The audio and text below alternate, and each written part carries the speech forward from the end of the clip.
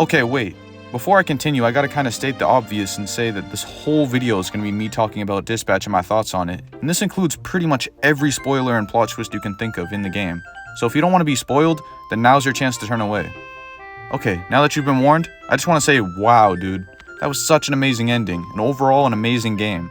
The whole team really made something special, and I really hope we see more Dispatch content in the future. Even though the waits between episodes had me feeling like a Dispatch addict, I actually really like how they didn't release all the episodes at once and gave people time to digest and discuss them every week. Seeing all the theories and speculations that people had about what would happen next was awesome, and it was nice to see people so engaged. The story and characters were extremely well written, and it was a great story overall. There were a couple things I thought seemed out of place in the story, and I still have questions about, but I'll get to that in a little bit.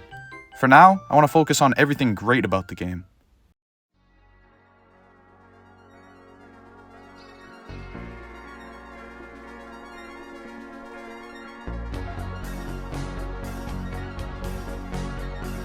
For starters, getting an original game and universe in a time filled with sequels and unoriginality is such a breath of fresh air. I mean, I know that there's been tons of new superhero franchises popping up recently, and they've been great too, but Dispatch feels special.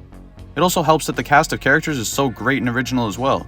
Nearly every superhero in the game is unique and different from what you'd expect. Just to list a few of the heroes within Dispatch, we have Sonar, who is a half-man, half-bat dude, and is extremely charismatic and smart, but can also transform into a giant monster bat and mow down everybody in sight if he wanted to. There's also Prism, who's a pop star that can control light and make holograms. There's also Malevola, who can teleport and heal people. Yeah, I'm sure you get the point. But despite this, the heroes who do have typical powers have unique traits that make them feel different. I think Phenomenon is a great example of this. At first glance, he seems like just another Superman clone, but throughout the whole game, he's just so sad that he doesn't even want to do anything and is basically the opposite of a symbol of hope. The whole cast did such an amazing job bringing these characters to life as well. Aaron Paul was great as Robert, and the fact that Jacksepticeye and Moist Critical were in it as well is just the cherry on top. Side note real quick, if you cut Sonar from the team, then you could just leave the video right now, cause like, what? How can you choose the deadly knife assassin wing lady over this guy? I mean, she literally admits that when she cheered for Invisigal, she didn't even really care and was only doing it because she thought that Invisigal was being cut. And another thing is that... Oh, wait. Sorry, I'm getting off topic. Let's get back to the actual video. So as I was saying, the writing and characters in the game are awesome, but now I'd like to talk a bit about the ending of the game. There's so many standout moments that happen throughout the story, but my personal favorite, and I'm sure it's many of yours, is the finale. It was such a great wrap-up, and really ended the season with a bang. First of all, we found out that the GOAT Chase is still alive after a whole week of most people thinking he was cooked. My whole For You page was just filled with Chase edits. We also got to see a ton of Shroud in the last 2 episodes, and he was great. This guy was all business. Shroud was a great antagonist and really made you hate him, especially after he took beef. The fight against him was so awesome as well, and having all the characters team up against him was such a spectacle to see because of how colorful and vibrant all their powers were against him. I personally chose to spare Shroud, and I got the good Invisigal ending, but man, I swear the amount of times that she seemed to be on Shroud's side, and then was back on our side, and then back on Shroud's side was kinda crazy to me. I mean, I know she ends up taking a bullet for us, or takes out Shroud depending on what ending you choose, so I know that she's good by the end, but the fact that Shroud says she was still working for him, and even planted her at SDN, was kinda crazy. So was she the one that led the Red Ring to SDN HQ, or did the Red Ring just know to show up there due to Shroud's own intelligence? I do think that Invisigal had good intentions deep within the whole time, but still, all the flip-flops around in the last couple episodes of if she was a traitor or not was driving me crazy. Her reveal about planting the bomb on the Mecha Man suit was still awesome to see though, especially with all the little details and foreshadowing to that point. But I was super satisfied with the ending and how happy it was for everyone. I was going into the finale expecting it to end with some sort of tragedy or character death, but nope. In my playthrough, everyone ended the season happy and more connected than throughout the whole thing.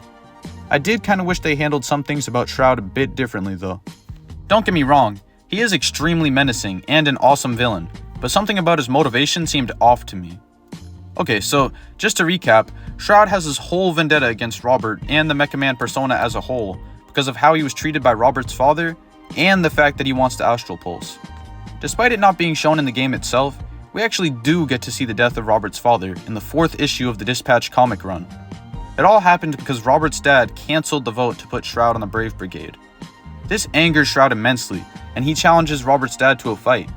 He said that if he ends up beating him, that he should be let into the Brave Brigade and given back his Astral Pulse. Robert's dad ended up beating him really badly, which later threw Shroud into a fit of rage, causing him to shoot Robert's dad.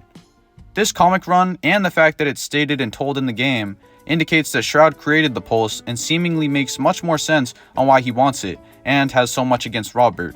But if he was the one that created it, then why couldn't he just make a new one? He definitely seems smart enough to, considering all the augments that he made for the Red Ring. So that's the one main thing that had me kinda confused. But if I did miss something, or if you have any ideas about it, then please let me know in the comments. But besides that, I thought the story and game as a whole were great. And of course I can't make a video talking about my thoughts on the game without actually talking about some of the gameplay. The whole dispatching side of the game is great, even though I wasn't that into it initially. I actually didn't like it at all too much, because I thought it was a major slowdown to the pace of the game, because I was so invested in the story that I didn't want to have to do the dispatch stuff, but it grew on me as I kept playing.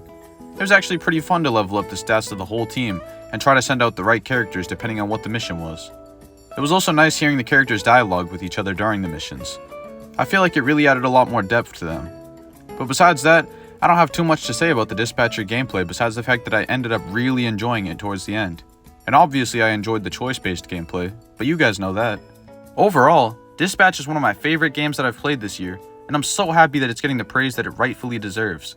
Everything about the game, from the art style, to the characters, to the gameplay and decisions, are all top-notch, and it's great to get an original story. I'm hoping that we get a Season 2 at some point, but I'm also excited to see what Ad Hoc is cooking up for some other new original projects. But yeah, that pretty much sums up my thoughts on the game. If you don't mind subscribing, that would really help out. Thanks for watching, and I hope you have a great day.